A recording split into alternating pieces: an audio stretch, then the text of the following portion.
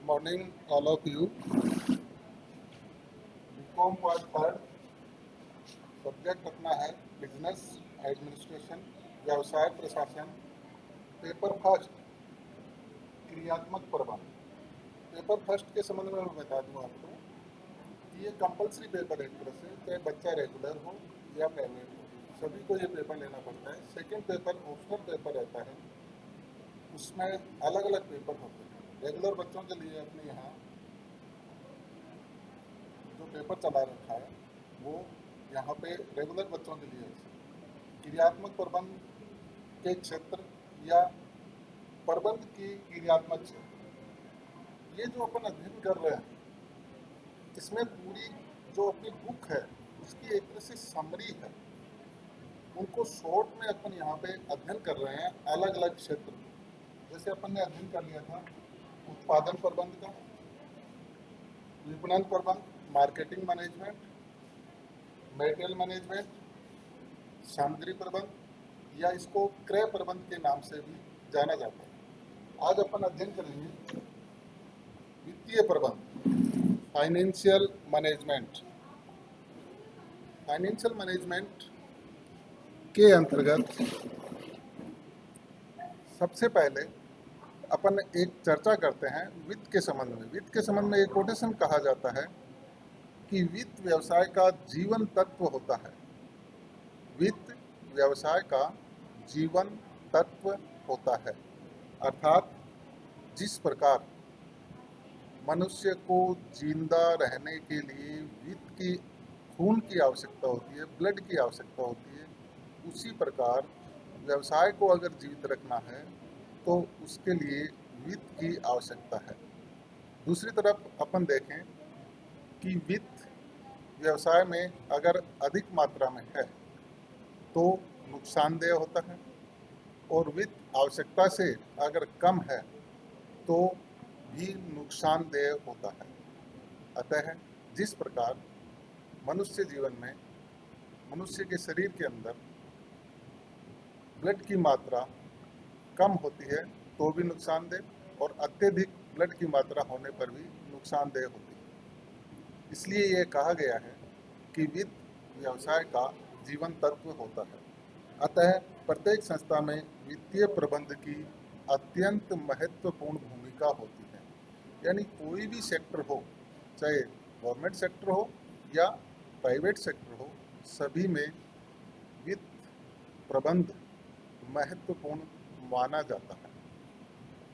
वित्तीय प्रबंधक संस्था के वित्तीय कार्यों का नियोजन, प्लानिंग, संगठन, ऑर्गेनाइजेशन, निर्देशन, डायरेक्शन एवं नियंत्रण, कंट्रोल करता है। यह संस्था की वित्तीय आवश्यकताओं का पूर्वानुमान लगाता है। वित्तीय प्रबंधक सर्वप्रथम संस्था में किस प्रकार की, किस रूप में वित्तीय आवश्यकताएं होगी, उनका सर्वप्रथम वह फोरकास्ट करता है, पूर्वानुमान करता है। उसके बाद में वह नियोजन, संगठन, नियंत्रण की क्रियाएं संपन्न करता है वित्त के संबंध में। यह कोषों के स्रोतों को निर्धारित करने तथा उनका आवंटन करने में महत्वपूर्ण कार्य करता है।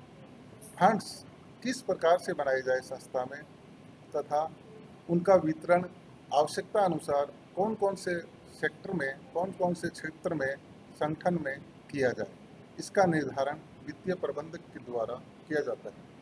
इसके अतिरिक्त वित्तीय प्रबंधक अनेक महत्वपूर्ण कार्य करता है। कहने का मतलब कि मुख्य कार्य वित्त का पूर्वानुमान लगाना, कोषों का निर्माण करना तथा कोषों का वितरण करना, ये महत्वपूर्ण कार्य होता है। इसके अतिरिक्त भी और कई महत्वपूर्ण कार्य वित्तीय प्रबंधक के वित्तीय प्रबंध की क्रियाएं करने के लिए होता है। वो कार्य अपन यहाँ पर कुछ एक प्रमुख कार्य है, उनका अध्ययन अपन यहाँ पे करेंगे। इसमें सर्वप्रथम पहला कार्य वित्तीय प्रबंध का है वित्तीय आवश्यकताओं का पूर्वानुमान एवं नियोजन करना, दीर्घकालीन एवं अल्पकालीन पूंजी की आवश्यकता का निर्धारण करना, लॉन्ग पीरियड एवं शॉर्ट पीरियड कैपिटल की आवश्यकता कैसे होगी, किस प्रकार होगी, इसका निर्धारण करना भी वित्तीय प्रबंधक का कार्य माना जाता है। दूसरा महत्वपूर्ण कार्य कैपिटल स्ट्रक्चर का निर्धारण करना कि संगठन में पूंजी ढांचा किस प्रकार का होगा। अंश पूंजी एवं ऋण पूंजी, शेयर कैपिटल एंड डिवेंचर्स का निर्धारण किस अनुपात में करना होता है, यह वित्तीय प्रबंध के कार्यों के अंतर्गत शामिल किया जाता है। इसके अतिरिक्त पूंजी के स्रोतों का निर्धारण करना। पूंजी के स्रोत, वित्तीय प्रबंधक पूंजी के स्रोतों का निर्धारण भी करता है। पूंजी के स्रोत आंतरिक स्रोत एवं बाह्य स्रोत, अर्थात दूसरे शब्दों में कह सकते हैं दीर्घकालीन एवं अल्पकालीन स्रोत। पूंजी लागतों को निर्धारित करना एवं नियंत्रित करना। कॉस्ट ऑफ कैपिटल का निर्धारण भी वित्तीय प्रबंधक के द्वारा किया जाता है। आगे वित्तीय प्रबंध के संबंध में चैप्टर्स दे रखे हैं, अपन डिटेल से उनका अध्ययन करेंगे। इन कार्यों का यहाँ पे शॉर्ट में अपन ये बता रहे हैं, चर्चा इसी पे शॉर्ट में कर रहे हैं। बजट तैयार करना। एक ऑर्गेनाइजेशन में बजट अपने आप में बहुत महत्वपूर्ण क्रिया होती है। यह वित्तीय प्रबंधक के कार्यों के अंतर्गत शामिल किया जाता है। बजट के अंतर्गत कई प्रकार के बजट कई प्रकार की विधियों से तैयार किए जाते हैं। अगला है कोषों के प्रवाह, रोकड़, साख आदि का प्रबंध करना। फंड फ्लोज, कोष प्रवाह, आगे इसका चैप्टर दे रखा है, उसमें अपन अध्ययन करेंगे। कैश, रोकड़, इसका प्रबंध करना। दिन प्रतिदिन के खर्चों के लिए कैश का प्रबंध, रोकड़ का प्रबंध किया जाता है। साख, गुडविल, संस्था की गुडविल किस प्रकार निर्धारित होगी, संस्था की गुडविल कैसी होगी, ये कार्य भी वित्तीय प्रबंधक का होता है। अगला कार्य होता है लेखांकन की व्यवस्था करना। विशेष रूप से लेखांकन में कई प्रकार के लेखांकन की व्यवस्था वित्तीय प्रबंधक को करनी होती है। इसमें जैसे वित्तीय लेखांकन, फाइनेंशियल अकाउंटिंग, प्रबंध लेखांकन, मैनेजमेंट अकाउंटिंग, मानव संसाधन लेखांकन, ह्यूमन रिसोर्स मैनेजमेंट आदि की समुचित व्यवस्था वित्तीय प्रबंधक के द्वारा की जाती है। इसके अतिरिक्त आंतरिक, बाह्य, वैधानिक एवं प्रबंध अंकेक्षण की व्यवस्था करना, वित्तीय एवं वैधानिक आवश्यकताओं के अनुरूप प्रतिवेदन तैयार करना, लाभांशों की घोषणा एवं भुगतान करना, और लास्ट में कर नियोजन, कर निर्धारण, कर कटौती एवं कर भुगतान की व्यवस्था करना। इसके आगे वित्तीय प्रबंध के क्षेत्र में अपन लेते हैं सेविवर्गीय प्रबंध।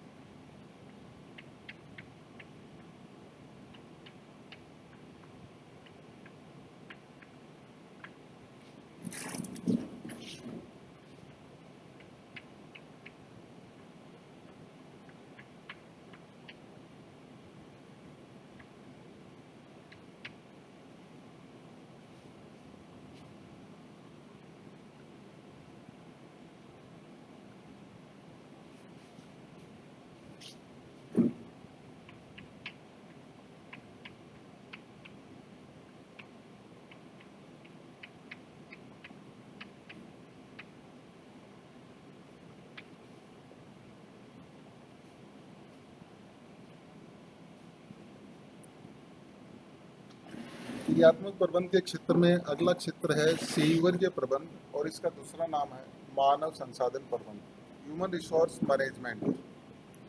मानव संसाधन प्रबंध एक संगठन में प्रबंध का वह भाग है जो संस्था के कर्मचारियों से संबंधित कार्यों का नियोजन, संगठन, निर्देशन एवं नियंत्रण करता है। सेविवर्गीय प्रबंध में अनेक कार्य करने पड़ते हैं जिनका अपन शॉर्ट में यहाँ पे अध्ययन करेंगे। आगे इसके किताब के बुक के अंदर इसमें डिटेल से बताया गया है।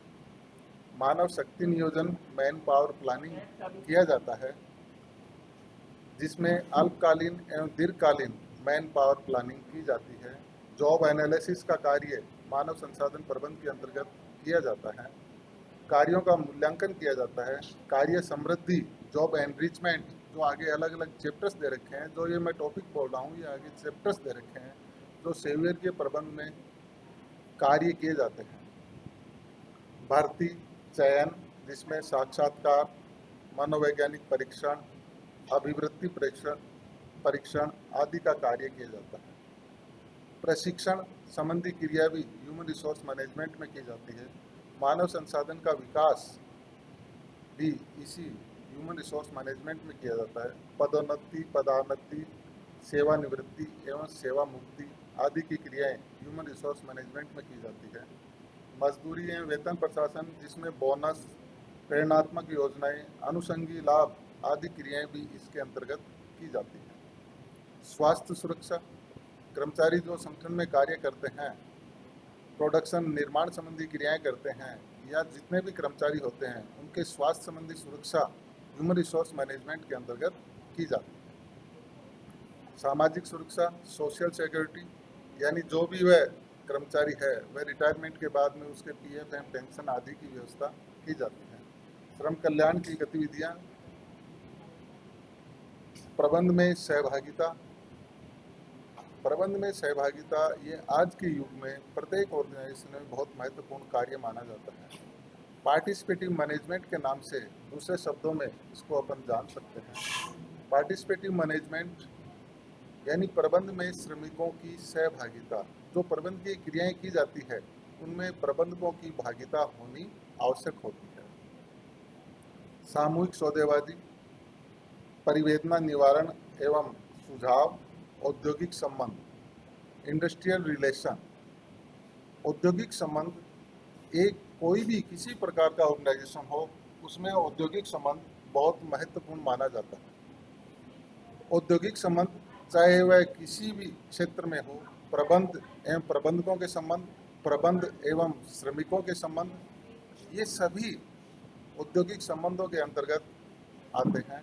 आगे डिटेल से अपन इसका चैप्टर अध्ययन करेंगे तब अपन इसमें देखेंगे। योग्यता अंकन एवं निष्पादन मूल्यांकन, कर्मचारियों की योग्यता अंकन एवं उनका कार्य निष्पादन का मूल्यांकन अनेक विधियों से समय समय पर किया जाता है।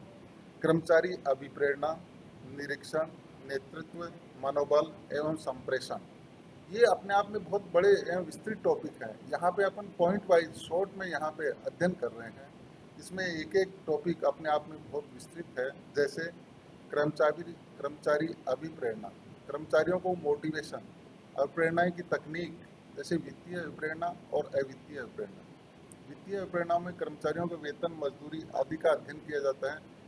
अवित्तीय अभिप्रेरणा में पदोन्नति, ट्रांसफर ये आदि इत्यादि आते हैं। लीडरशिप, मनोबल उच्च करना, संप्रेषण आदि ये सभी क्रियाएं इसके अंतर्गत आती है। अनुशासन, ह्यूमन रिसोर्स मैनेजमेंट का लास्ट में अपन अध्ययन करेंगे।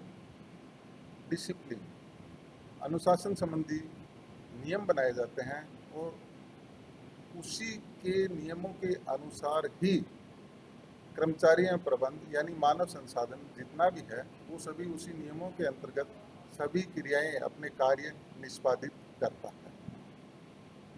आगे अपन इसी के अंतर्गत और क्रियात्मक प्रबंध के क्षेत्रों का अध्ययन अगले वीडियो के अंतर्गत करेंगे। धन्यवाद।